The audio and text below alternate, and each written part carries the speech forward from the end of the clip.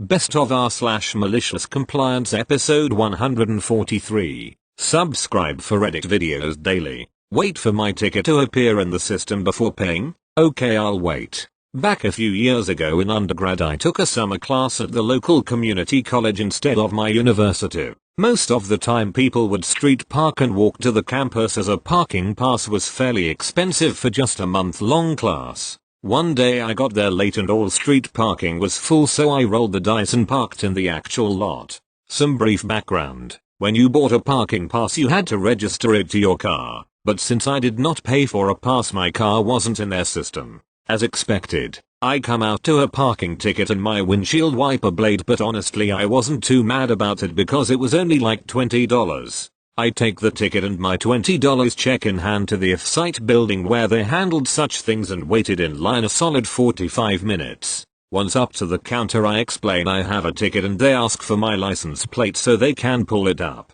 After explaining I never registered my car they insisted that I just had to wait and it would appear as a charge on my account. A ticket attached to a car in which there was no way they knew it was owned by me. I brought this up since I just wanted to pay the ticket, but the lady said that they'd track my car through the state DMV records to find my name, which is total nonsense. So I took my $20 and never looked back. Almost 6 years later and I haven't received a notice on my old community college account page about a parking ticket. TL.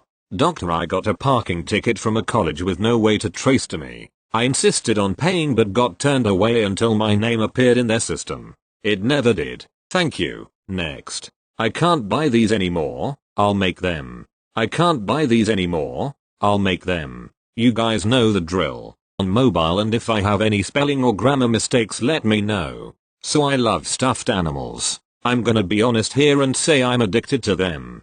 I just love the feeling of getting in bed and being surrounded by warm fluff. It's so comfortable for me and it feels like I'm being hugged. I have a weighted blanket but it doesn't stop my addiction. When I first got a job I started to get a lot more stuffed animals that I had wanted for a while. Eventually my mom got tired of how many I had and told me that I couldn't buy them anymore. I was upset by this, but then I saw someone sewing a stuffed animal together online for a custom order they had and I got an idea. I went to Walmart and I bought some fabric, needles, and thread and I made a pattern and made a stuffed animal. Now my mom doesn't want to stop me because it's a hobby of mine and now I love to hand sew stuffed animals. Once the chaos hit I started making masks too. So now I have unlimited stuffed animals and I have all the power to make ones that are exactly how I want. My niece and nephew love it too. So in the end I got a great hobby out of this and more stuffed animals. Thank you. Next. Spit out your chewing gum.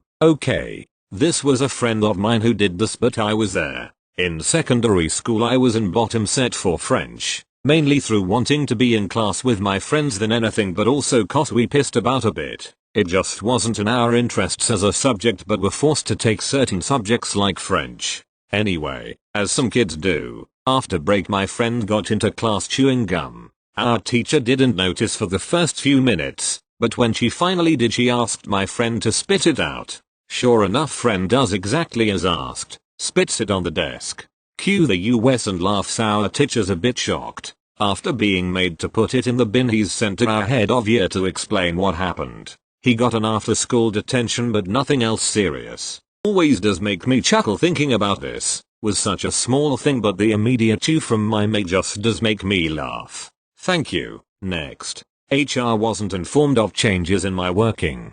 Hi all. Apologies for the poor grammar. I work as a technical architect / product designer for a software company, medium enterprise, and I am only 24 years old. At 24 years, you don't usually see a lot of people in that designation, so most of the new senior hires look down on me. I have been working my ass off at this place since this was a startup with less than 50 employees, hence I've done all sorts of jobs for this place. I've taken the letters to post office and even cleaned the office on odd nights. Probably that and maybe that I am good at what I do has helped me be very known and loved by the CEO, CTO, and people of those ranks. We got a new HR in October and I was on medical leave during those months. Her designation says she is the senior HR executive and we'll call her Janice, and when I joined back, I did not bother to inform her, because I did not know she exists. Now, that is kinda bad from my part, but I directly walked into the CEO's room. He hugged me and welcomed back. The HR director was also there. We spoke for 15 minutes, I was assigned my new project and honestly, that was it. Most senior officials in office have their designated cabins but we haven't put our names outside it. It is just named C1, C2, and so on. Ironically we have our COO in C4 and he's always angry and willing to explode, but most of the old employees sit outside with the team to work. Probably because we are yet to get used to the luxury of a cabin. Haha. Janice just walks up to me and tells me that I am supposed to have my induction and joining back training to be conducted and I tell her that I would do it once I am free as I have certain meetings aligned with my team already to understand the new project.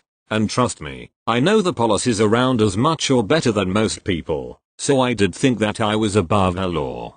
But I think I pissed her off as I immediately got a mail with the HR director looped. I cancelled my event and decided to attend her session. But I think I fell in her bad books that day. During the session, I said that I was unaware that this training was to be done and that is why I had set up meetings. And Janice told me things always change and it is your job to be aware. Honestly, a very beautiful and truthful sentence that I am taking with me for the rest of my life. Months pass and I am working from a client's office in the city, which means I just log into my building after winding up my tasks at the client location. With the traffic, I reach back pretty late, around 11 PM, and I spend an hour or two here and call it a day. This is not normal. The task was tough, timeline small. I guess you've all been there. One fine morning, I receive a mail saying I'd have an inquiry this month as I have been clocking less than 2 hours in the office and that I have a one-on-one to explain it to Janice why I wasn't here. Now I am pissed. In all the years I have worked here, I was never asked in for an inquiry. What pissed me off even further was that I had to explain to Janice of all the people. During my one-on-one, where a lot of HR associates were present, I tell Janice that I work out of client's office and that those 2 hours you see is me traveling over 20 kms from the client's place and then working from here after my time there. I also ping my CEO in this span as I did not have time for Janice's shit. CEO walks in and we explain the whole situation to him and he blasts Janice for asking me to explain stuff to her. He also tells her that I am working at clients and that exempts him from these policies. He also adds that these policies don't apply to my kids, the OG 50 employees who build the stack up. She, now at a loss of words after understanding there is no point in messing with me, says, but we were not informed of this change. And I said in Buddha-like voice, I'd like to believe, things always change and it is your job to be aware. Thank you. Next.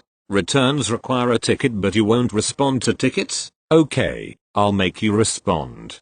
I worked for an IT company a while back and needed to do a return on a faulty computer component.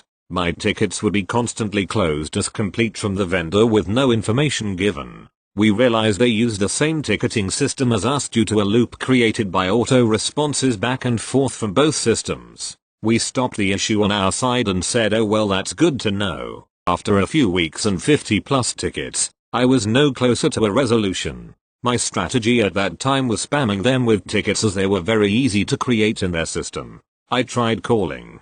I'd leave voicemails but messages stated all returns are done via their online ticketing system. Okay. I sent my ticket to every department several times a day after getting no response from the returns dept or my voicemails.